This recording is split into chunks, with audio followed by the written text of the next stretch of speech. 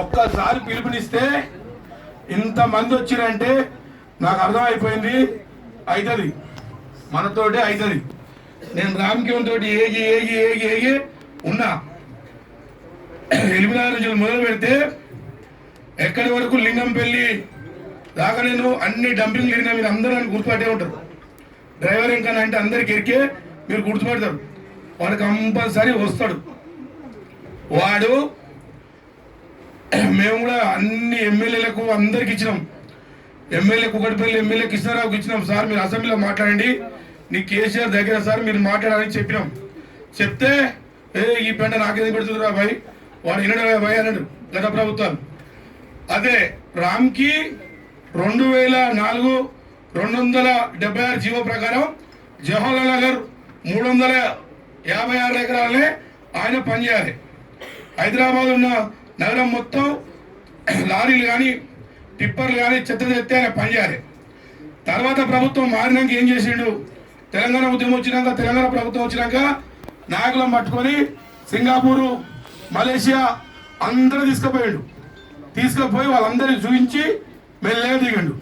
సరే దిగపోయింది కానీ ఆయన ఆగాలంటే నేను ఇంత ముందుకు మన కాపురం వీరేశన్న, ఈడ ఉన్న రాంపల్లి సూరన్న, మరి ఇంకో నాయకులేరి మన అలవాల సీరన్న, మేము అందరం కలిసి ధర్నా చౌక్ ఎత్తేసిన ధర్నా చౌక్లో ధర్నా పెట్టించినాం. మేము అక్కడ అన్న ఉండొచ్చు సాక్ష్యం. మేము 100-200 మందితో పెడతాం అనుకున్నాం. ఇదే రామ్కి సభ్యుల గురించి 800 మంది నుండి 1000 మంది వరకు అది ఇచ్చిండు. మన ఇక్కడ అన్న శివరన్న కానీ మన అన్న రాలేదు, పెద్దవారి చేడి రాలేదు, ఆరోగ్యం బాధ అంటే రాలేదు. ఆయనే సాక్షాత్ ఇక్కడే ఉన్నారు. ఒక గ్రేడ్ యూనియన్ తీసుకొని కలిగించాము. అది మేము ధర్నా చేస్తుంటే ధర్నా చౌకలా 100 మంది పోలీసులు మన రిక్షా కార్మికులే ఉన్నాం. డ్రోన్ కెమెరాలు పెట్టిరు, అన్ని పెట్టిరు. ఆ ప్రగతి భవన్కు తీసుకుపోయి చూపించారు. 2-3 సార్లు కేసీఆర్ ఏమన్నాడంటే చెత్త ఏరుకొని బతికే వాళ్ళకు యూనియన్ ఉందని 2-3 సార్లు చెప్పిండు. ఇనుప ముక్కలు ఏరుకునే వాళ్ళకు యూనియన్ ఉందని. అది మీరు అందరూ టీవీలలో బాగా విన్నారు, అవునా కదా? అప్పుడు ఆయన తెలిసింది కేసీఆర్ కింద ముక్కు లేదనుకున్నాడు, ఉన్నది. ఇప్పుడు కూడా మన రాజధాని నాయకత్వంలో ఆడు కమర్షియల్కి వస్తుందని ఒక నెమో ఇచ్చి మీరు వినకపోతే మాత్రం మేము బంధువు పిలిపిస్తామని సమ్మెకు దిగితేనే వాడు ఆగుతాడు. మేము అప్పుడు సమ్మె చేస్తే 3 సంవత్సరాల వరకు రాలేడు. తర్వాత ఎలక్షన్లు వచ్చినాయి, ప్రభుత్వం మారింది. ప్రభుత్వం నడిపే నాయకుల వరకు మనం అందరం పోయి కలిసి ఒక నెమో ఇవ్వాలి, జిహెచ్ఎంసీలో ఒక నెమో ఇవ్వాలి. ఇచ్చి మీరు వినకపోతే మాత్రం సమ్మెకు దిగుతామని మనం గట్టిగా ఉండాలి. జిహెచ్ఎంసీలో 3000 మంది లారీ డ్రైవర్లను ఆగం చేసినాడు. ఎందుకంటే జిహెచ్ఎంసీలో అన్న మరి 3000 లారీల మంది ఆగం చేసి ఆగాయని మనం ఎట్లయితాడు అనుకుంటారు కదా. ఒక లాజిక్, జిహెచ్ఎంసీలో 16 యూనియన్లు ఉంటే ఇక్కడ ఒక్కడే రాజేంద్ర ఒక్కడే ఉన్నాడు. 16 యూనియన్లు వాళ్లకు కొమ్ము కాసినాయి, అర్థమైందా? వాళ్ళ పురి తెలవక కొమ్ము కాసినాయి.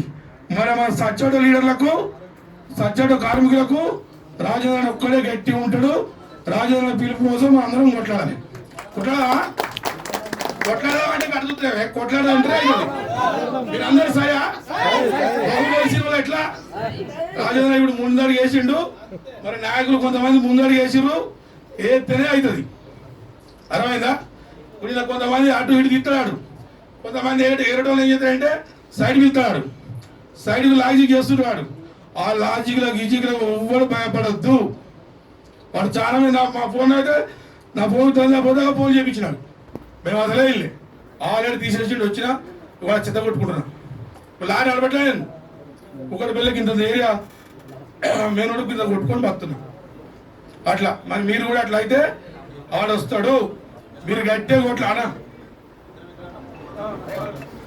ఇగో మా బాల నేనే ఉన్నాడు, మా అన్నయ్య అందరు ఇగో డబ్బులకు ఇష్టం నేడి. అరే ఇక్కడ ఉన్న చాలా సార్లు గొడవ చేస్తే ఒక్క వాట్సాప్ గ్రూప్లో ఇంతమంది వచ్చినంటే మళ్ళీ రేపు కూడా వాట్సాప్ గ్రూప్లో చేస్తే ఇంకా 5-6 ఏళ్ళు వాడు వస్తూనే ఉంటాడు. పాము పగబట్టినట్టు వస్తూనే ఉంటాడు. మనం పోయిన కొద్ది మనం పోతా వస్తుంటాడు. అది ఎట్లా తెలుసా, మనకి అంతా లాజిక్ తెలుసాడు. అట్లా ఇప్పుడు మనం 5,000 పని 10,000 పని చెప్తున్నాగా కమర్షియల్లా వాళ్ళు అయితే 30,000 బిల్లు ఎట్లానికి మనం పోయిన కొద్ది వస్తుంది.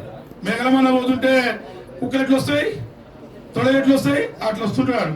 మరి వాడిని అందరం కలిసి గట్టిగా అడిగేయాలి. అడిగేసి సాధించుకుంటేనే అవుతుంది. కాకపోతే వాడు కమర్షియల్కి వస్తాడు, కాలనీకి వస్తాడు, మన కరెంట్ బిల్లు కొట్టాడు, వాడు బిల్లు కొట్టి గుంజుకుంటాడు. అందరి పరిస్థితి ఆగం చేస్తాడు. అట్లా మన అందరం ఐక్యతగా ఉండాలి.